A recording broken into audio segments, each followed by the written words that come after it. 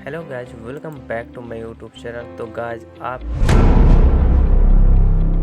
Just learn India पे आप जो टॉपिक नहीं देखे हैं, जो कि क्रांति बैच का एक शेड्यूल्स वहाँ पर अपलोड किया गया है। यदि आप शेड्यूल्स नहीं देखे हैं तो आप इस चैनल पर क्लिक करके उस वीडियो को देख सकते हैं। और गाइज, हम आज बात करेंगे बैंक्स के टाइप्स क्या है और इसकी जो विशेषता है वो क्या है। तो हम बात करते हैं जहां भारत में किसी भी सार्वजनिक या निजी क्षेत्र के एक व्यक्ति द्वारा खोले सकने वाला बैंक खातों के विभिन्न प्रकार हैं। खाता हर प्रकार के होते हैं। इसमें से बैंक खातों का प्रावधान यह है कि जब बैंकिंग उद्योग के पहलुओं में से एक है। यदि हम भारत बैंक खातों के प्रकार अधिकांश परीक्षाओं के लिए एक वित्तीय और समान बैंकिंग जागरूकता पाठ्यक्रम के सबसे महत्वपूर्ण विषयों में से एक है, जिसमें हम इसमें बात करेंगे। यदि हम देश के लगभग सभी प्रकार के बैंकों को मौजूद विभिन्न प्रकार के बैंक खातों के बारे में इसमें अधिक जानकारी प्राप्त करेंगे। तो गाइस, हम सबसे पहले चलते हैं बैंक क्या होता है। बैंक अपने ग्राहकों के लिए जब वित्तीय खाता बनाए रखने के लिए एक जिम्मेदारी होता है, इसे हम बैंक कहा जाता है।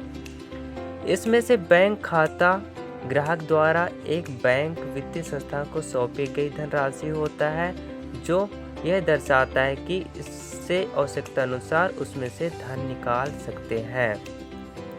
यदि किसी समय विधि में जब बैंक खाते में होने वाली वित्तीय लेन देन की सूचना ग्राहकों को एक स्टेटमेंट के रूप में दी जाती है, यदि खातों का शेष किसी भी समय संस्था के साथ ग्राहक की वित्तीय स्थिति को दर्शाता है।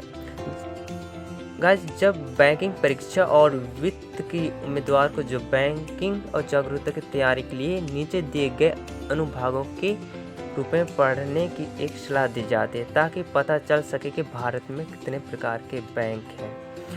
गाइस, हम बात करेंगे बैंकिंग यानी कि बैंक के टाइप्स कितने हैं।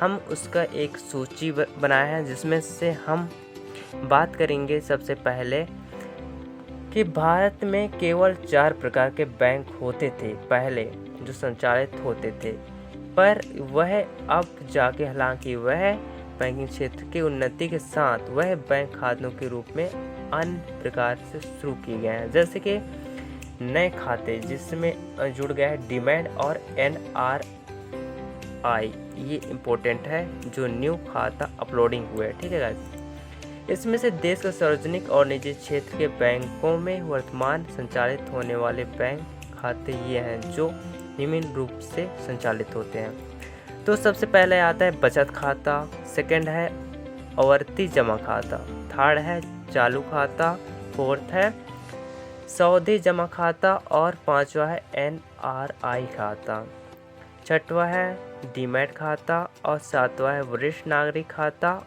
और आठवां है वेतन खाता और नौवां है बैंकों खातों के प्रकार जानेंगे। जब बैंक खाते के जब प्रकार PDF यहाँ से डाउनलोड कर सकते हैं। मैं इस PDF का लिंक आपको डिस्क्रिप्शन पे लिंक कर दूंगा, जिससे आप वहाँ से डाउनलोड कर सकते हैं। हम नीचे बात करेंगे खातों के बारे में, जो विस्तार से बताएंगे। इसके बचत खाते के हम प्रकार भी बताएंगे और इसकी जो विशेषता है वो भी बात करेंगे। सबसे पहले बचत खाते के बारे में बात करें तो जैसा कि हम देखते हैं कि जब बचत खाता एक व्यक्ति या दो व्यक्तियों द्वारा संयुक्त रूप से पैसा बचाने की एक उद्देश्य से खोला जाता है। ठीक है, इसका उद्देश्य यह है कि जब बचत खाता खोलने का मुख्य लाभ या किसी प्रकार के बचत खाता खोलने का ग्राहक को एक ब्याज के रूप में निश्चित राशि मिलती है।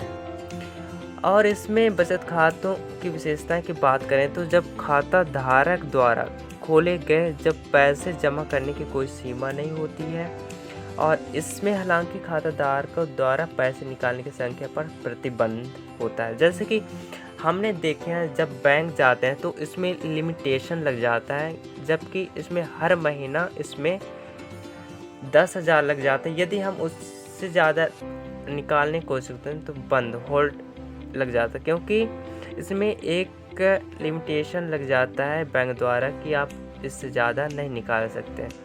और हम ब्याज की बात करें तो इसमें पर ईयर 4 से 6% की दर से आपको मिलती है। यदि आप कोई न्यूनतम शेष राशि बनाए रखने की आवश्यकता नहीं है कि आपको इतनी ही राशि आप रखें। और यह एक इंटरनेट बैंक सेवा उपलब्ध कराई जाती है और खाता धारकों को यह एटीएम डेबिट रुपए कार्ड उपलब्ध कराया जाता है। और जब हम इसकी बात करें तो बचत खाते को आगे बेसिक बचत बैंक खाता जिसमें BSDEA और बेसिक बचत बैंक खाता जो लघु BSBS के रूप में वर्गीकृत किया गया है, जो इस प्रकार खातों द्वारा कार्यरत छात्रों में पेशेवर या गृहिणियों पेंशन भोगियों आदि के रूप में उपयुक्त है। हम बैंकिंग और बीमा लाइव कोचिंग के लिए यहाँ साइन अप करें। हम इससे रिलेटेड हम बात करेंगे। गाइस अब चालू खाता की बात करें तो हम चालू खाता वह बैंक खाता है जो दूसरे प्रकार का है। इस तरह के खाते इस्तेमाल बचत के उद्देश्य से नहीं किया जाता। यह केवल उन ऊपरी व्यापारी द्वारा खोला जाता है जिनका बैंकिंग संगठन के साथ समान लेन देन अधिक होता है। जैसे हो गए आप बिजनेसमैन हो गए हैं उदाहरण के लिए, ठीक है, आपका पैसे का लेन देन है, फिर वही पैसे को रखते हैं, फिर जमा करते हैं, फिर लेन देन। तो इसका एक लिमिटेशन नहीं होता कि आप इस बैंक में कितना रख सकते हो और कितना, लेकिन इसका एक बैंक में एक लिमिटेशन लग जाता है कि आप इतना न्यूनतम राशि रखना है तो रखना ही है, उससे कम रखें तो आपको चार्ज देना पड़ेगा। ऐसी है। तो इसके जब विशेषताएं की बात करें तो इसके अलावा एसोसिएशन वह कंपनी संस्था धार्मिक संस्थाएं आदि के चालू बैंक खाते खोलती है जिसमें पैसा ज़्यादा अधिक आता है और निकालना डालना यही रहता है, ठीक है गाइस। तो वर्तमान बैंक खाता धारकों की बात करें तो इसमें धन जमा करने या निकालने की कोई निश्चित संख्या नहीं है, आप जितना भी निकाल सकते हैं। ये एक इंटरनेट बैंकिंग सुविधा उपलब्ध कराती है और इनकी कोई निश्चितता परिपक्वता अवधि नहीं रहती कि कब निकालना है कब नहीं। बट इसमें ओवरड्राफ्ट सुविधा उपलब्ध है और बैंक खातों पर कोई ब्याज दर नहीं दी जाती। इसमें कोई ब्याज दर नहीं होती है लेकिन चालू खाते में ब्याज दर होती है। तो हम इस पे हम आगे बात करेंगे, चालू खाते और बचत खाते के बीच अंतर जानेंगे। तो इसके लिए मैं एक न्यू वीडियो अपलोड करूंगा जिसमें से आपको ये वीडियो आपको मिल जाएंगे इसके जस्ट बाद में, ठीक है गाइस। अब हम बात करते हैं सावधि जमा खाता। ये एक फिक्स डिपॉजिट है जिसको हम FD खाता कहते हैं और ये खाता तीसरे प्रकार का बैंक खाता है जिसमें ग्राहक द्वारा सार्वजनिक या निजी क्षेत्र में बैंकों में खोले जाते हैं और यह निवेशकों को दी गई परिपक्वता तिथि पर एक नियमित बचत खाते की तुलना पर ब्याज दर प्रदान करता है। गाइस हम एक बात करें इसके FD खाता के तो आप एक फिक्स आपको अमाउंट जमा करना पड़ेगा जो कि एक 5 ईयर 2 ईयर या 1 ईयर का आप कर सकते हैं या उससे कम का भी कर सकते हैं, 1 मंथ के लिए 2 मंथ के लिए जितना भी कर सकते हैं कि 5 से 10 साल तक कर सकते हैं। इसमें से ये इसका वो रहता है रेगुलेशन कि जब आप 500 का यदि FD कराते हैं तो आप 5 साल के लिए कराते हैं तो 5 साल से पहले नहीं निकाल सकते। यदि आप निकाल रहे हैं तो उसका पैसा जुर्माना आपको देना पड़ेगा। तो इसका गाइस विशेषता की बात करें तो यदि एक बार जमा और निकासी वाला खाता होता है, जैसे एक बार आप 5 साल के जमा करते हैं तो अब उसको जब तक लास्ट होगा तभी निकलेगा। और गाइस यहाँ खाता धारकों को एक निश्चित अवधि के लिए एक निश्चित जमा करनी होती है, वही बात है। और जमा जो सावधि जमा खाते की जमा केवल एक ही बार में निकाली जा सकती है और खाते के द्वारा आवश्यकता अनुसार इसे कई बार नहीं निकाला जा सकता। जैसे कि हम उसमें देखे हैं बचत खाता और चालू खाते में हम कितने बार में निकाल जा सकते हैं, लेकिन एक बात है कि आपको चालू खाता में हर टाइम उसमें रेगुलेशन ये है कि उसमें कितने बार निकाल सकते हैं, लेकिन जो वो है क्या बोलते हैं बचत खाता, उसमें आपको एक लिमिटेशन लगा रहता है कि आपको इतना पैसा हर मंथ इससे ज़्यादा नहीं निकाल सकते, लेकिन आप 1 महीने में कितने बार जमा कर सकते हो, ऐसा है। तो हम बात करते हैं बैंकों को परिपक्वता तिथि के पहले एफडी में जमा पूरी तरह चुकाने की जिम्मेदारी होता है। मतलब आप एफडी हर महीने यदि कर रहे हैं तो एक वो रहता है रेगुलेशन के तौर पर कि आपको इतना जमा करना चाहिए। और ये बैंकिंग बीमा एसएससी परीक्षाओं के लिए सर्वश्रेष्ठ क्रॉस टेस्ट है जो कि अभी हल करेंगे। इसके बाद हम कुछ क्वेश्चन पूछेंगे आपको, जिसमें आपको कमेंट में आंसर देना होगा, ठीक है गाइस। अब आवर्ती जमा खाते के बारे में बात करते हैं तो एक आवर्ती जमा एक आरडी खाता होता है, ठीक है। आवर्ती जमा या आरडी खाता एक प्रकार का खाता है, ठीक है। इसमें भी एक वो मिलता है, क्या बोलते हैं, ब्याज दर मिलता है। बट आरडी ये होता है कि इसमें एक रेगुलेशन के तौर पर आपको आरडी यदि हर महीना आपको जमा करना है 200 तो 200 हर महीना करना ही पड़ेगा। लेकिन एक एफडी जो होता है वो एक बार एक साल में सिर्फ फिक्स डिपॉजिट यानी कि एक बार ही उसमें जमा करना पड़ता है। और जो आवर्ती जमा खाता है इसमें हर मन 50 से स्टार्ट होता है। जैसे कि इस पर लिखा गया है, इसकी विशेषताएं की बात करें तो आरडी खाते व्यक्ति का संस्था द्वारा संयुक्त रूप से अलग अलग खोला जा सकता है, ठीक है। कई तो यदि खुलवाना चाहो तो, लेकिन इसका एक टाइम होता है कि 6 से 120 महीने की अवधि के लिए खोला जा सकता है। यदि आप 120 महीने के लिए 50 रुपये यदि हर महीना डालते हैं, ठीक है, तो आपको ये महीना एक आरडी के रूप में जमा होगा। और इसके लिए एक बैंक आपको ब्याज दर के दर पे बैंक अलग अलग होती है। मतलब हर बैंक की जो आरडी वो ब्याज होती है वो अलग अलग होती है, ठीक है। आवर्ती जमा खाता नामक सुविधा में प्रदान करती और खाता धारकों के नियमित आधार पर उनके खाते का सारांश जानने के लिए पासबुक जारी की जाती है। मतलब आपको हर प्रकार की जानकारी आपको भी पता चले करके आपको एक पासबुक दी जाती है। यह समय से पहले राशि निकाली जाती है तो बैंक उसे जुर्माने के रूप में एक निश्चित राशि काट सकती है यदि उससे पहले यदि पैसे निकालते हैं, ठीक है। लेकिन एक है आरडी खाता जब खुलवाते हैं तो उसके लिए एक पासबुक चाहिए, जिससे कि ये जितना पैसा आप आरडी का रहता है और एक एफडी का भी होता है, तो उसके लिए एक रेगुलेशन के तौर पर एक बैंक अकाउंट होना चाहिए, जिसके जब ये कंप्लीट होता है तो उस बैंक अकाउंट में आपको भेज दिया जाता है। और पहले से होता है आपको तो कोई बात नहीं। अब हम बात करते हैं डीमैट खाता। डीमैट खाता क्या होता है? ये एक डीमैट खाता एक इलेक्ट्रॉनिक्स रूप से रखे गए शेयरों या प्रतिभूतियों का बना होता है। जैसे कि आपको एक ट्रेडिंग जानते हो ना, ट्रेडिंग शेयर मार्केट वगैरह, हाँ उसी प्रकार का है। जैसे कि डीमैट खाते का मतलब है डिमैटेरियलाइजेशन अकाउंट। ऐसे खाते को डिपॉजिट संस्थान द्वारा ये नेशनल सिक्योरिटी डिपॉजिट लिमिटेड और सेंट्रल डिपॉजिट सर्विसेज लिमिटेड द्वारा बनाए रखे जाते हैं। इसके विशेषताएं की बात करें तो ऐसे खातेदार को एक प्रतिभूतियाँ और व्यापार में मदद करते हैं। वे शेयर तनाव मुक्त लेन देन की सुविधा प्रदान करते हैं। डीमैट खाते खोलने की केवाईसी प्रक्रिया की आवश्यकता होती है और लेन देन की लागत कम होती है। इसकी व्यापारी किसी भी स्थान से कम काम कर सकते हैं और प्रतिभूति के हस्ताक्षर कम कागजी और कार्रवाई के साथ किया जा सकता है। डीमैट और ट्रेडिंग खाते के बीच में हम अंतर जानेंगे। एक टॉपिक है डीमैट और ट्रेडिंग खाते के में अंतर, और एक क्या पढ़े थे जो हम जानना है, हाँ चालू खाता बचत खाते में अंतर, ठीक है। डीमैट और चालू और बचत खाते में अंतर, और डीमैट और ट्रेडिंग खाते में अंतर, ठीक है, हम जानेंगे।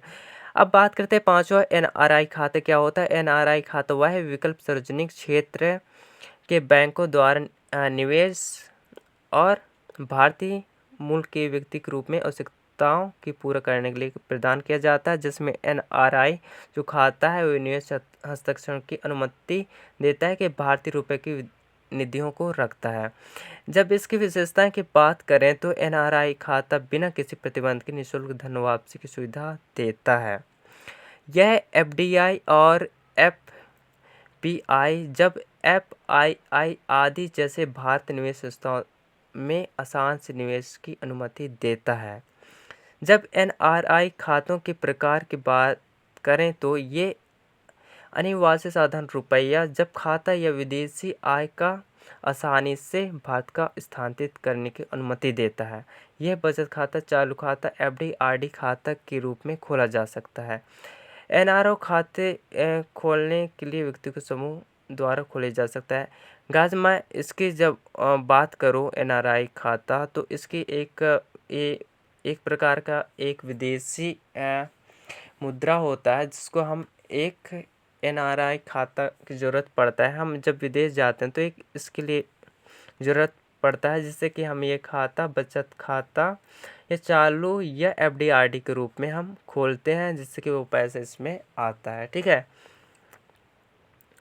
जिसके हम बाद में भी इसे उपयोग कर सकते हैं। ये खाते किसी भी व्यक्ति द्वारा समूह खोले जा सकते हैं और ये नॉन रजिस्टर्ड एक्सटर्नल रुपीस है। और ये खाता खोला जा सकता है कोई भारतीय नागरिक रोजगार के लिए विदेश जाता है, उसमें से बाद उनके मौजूद खातों को एनआरई में बदल दिया जाता है, तभी वह पैसा किस में आता है, बचत खाता और चालू खाते के रूप में। ठीक है गाइस, किस में आता है, चालू खाता, एफडी, आरडी के रूप में। तो आपको ये इम्पोर्टेंट है। और इससे भारतीय निवेशी के रूप में एक संयुक्त रूप से खोला जा सकता है। अब हम बात करें विदेशी मुद्रा या अनिवासी, जो कि एफसीएनआर खाता। यह खाता अंतर्राष्ट्रीय मुद्रा प्रबंध करने के लिए खोला जा सकता है। इसमें एफसीएन केवल सावधि जमा के रूप में हो सकता है और इसका परिपक्वता के बाद इसे निकाला भी जा सकता है। अब हम बात करेंगे वरिष्ठ नागरिक खाता क्या होता है। जब सरकार द्वारा 60 वर्षों से अधिक आयु के वरिष्ठ नागरिकों को माना जाता है कि जब नागरिक खाते, सामान्य बचत खाते और जिनमें से अंतर यह है कि संबंधित बैंक खाते समय समय पर लाभार्थी खाता धारकों को जब 0.25% से 0.50% प्रति वर्ष की ब्याज की निर्णय लिया जाता है, तब भारतीय जो सरकार है वह वरिष्ठ नागरिक को खाते संयुक्त खाते के रूप में खोले जाते हैं, जिसमें से खाते पहला नाम किसी वरिष्ठ नागरिक का होना चाहिए, तभी इसका वरिष्ठ नागरिक को लाभ मिलेगा। और वरिष्ठ नागरिक इस योजना के तहत खाते केवल उन्हीं वरिष्ठ नागरिकों के लिए है जो भारत के एक निवासी हैं। अब इसके वेतन एक प्रकार का बैंक खाता है, जिसमें वेतन खाता जानते हो, ये वेतन खाता एक प्रकार का खाता है जिसमें नियोक्ताओं को कर्मचारियों को मासिक वेतन के सुचारू स्तर और सुविधा के लिए डिजाइन किया गया है। जो वेतन खाते नियोक्ताओं और कर्मचारी दोनों के लिए एक वित्तीय रूप से सुविधाजनक वातावरण प्रदान करता है। इसकी विशेषताएं की बात करें जब, तो ये विदेश खाते जो वेतन खाते के विदेश नहीं गाइस, वेतन खाते। ठीक है गाइस, जब इसकी प्राथमिकता विशेषताएं की बात करें तो ये नियोक्ताओं द्वारा मासिक वेतन सीधे खाते में जमा किया जाता है, जिसे वेतन खाते आमतौर पर न्यूनतम शेष राशि आवश्यकता कम होती है और यह होती नहीं है कि यह होती ही नहीं है। ठीक है, वेतन खाते में सीधे आज के डेट पे बैंक अकाउंट में सीधे डाल देते हैं। इसमें वेतन खाते के लिए एक न्यू अकाउंट खोलना पड़ता है, जिसको हम वेतन खाते के रूप में अभी जानते हैं।